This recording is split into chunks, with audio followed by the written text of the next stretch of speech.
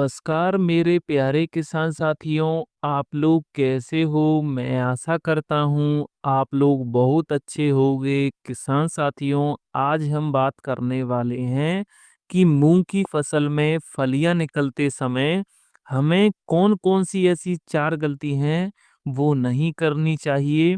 अगर आप इन 4 गलती से बचते हो, तो आप मूंग की फसल से रिकॉर्ड तोड़ पैदावार निकाल पाओगे।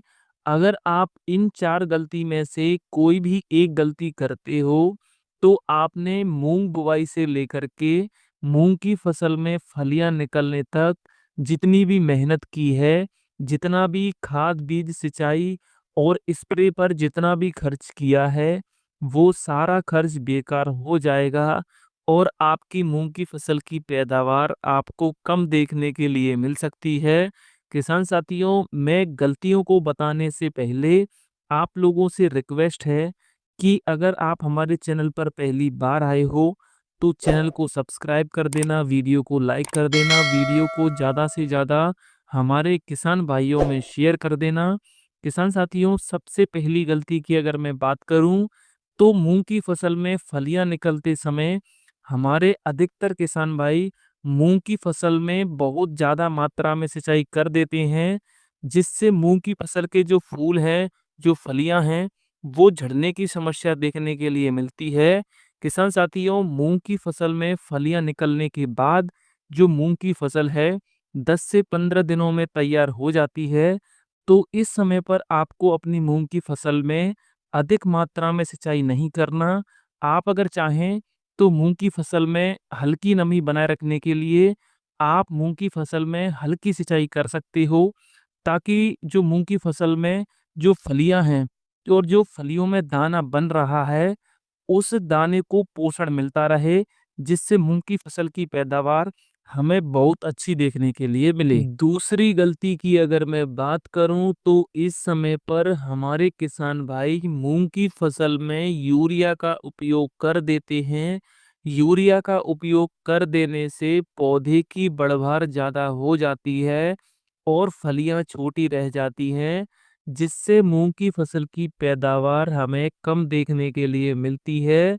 इस समय पर आप अगर चाहें तो एनपीके 0050 का उपयोग कर सकते हो। ये आपको बहुत शानदार रिजल्ट निकाल कर देगा।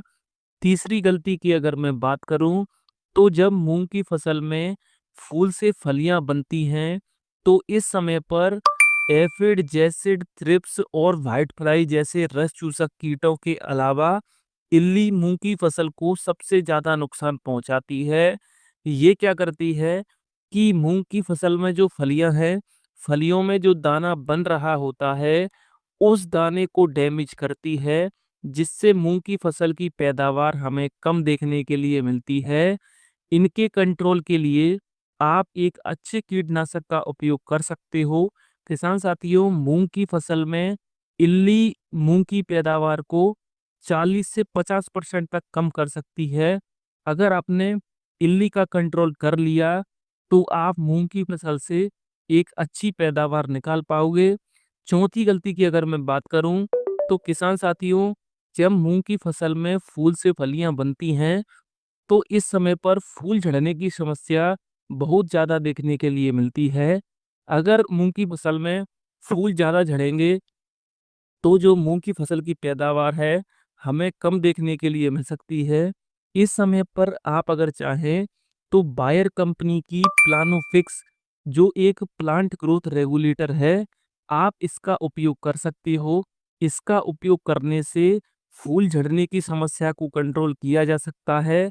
मूंग की फसल में फूल ज़्यादा से ज़्यादा मात्रा में आएंगे। अगर फूल ज़्यादा से ज़्यादा मात्रा में आएंगे, तो फलियां ज़्यादा से ज़्यादा बनेंगी। अगर फलियां ज़्यादा से ज़्यादा बनेंगी, तो मूंग की फसल की पैदावार हमें बहुत अच्छी देखने के लिए मिलेगी।